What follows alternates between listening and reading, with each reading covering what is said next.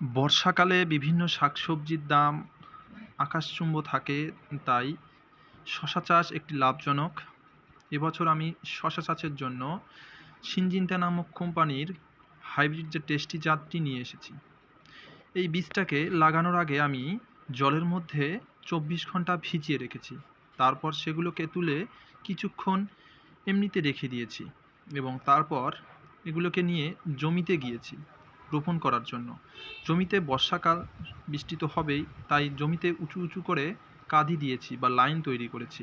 এই লাইনগুলোর দৈর্ঘ্যে আছে 20 ফিট এবং প্রস্থে এরা 2 ফিট বাদ দেওয়া আছে।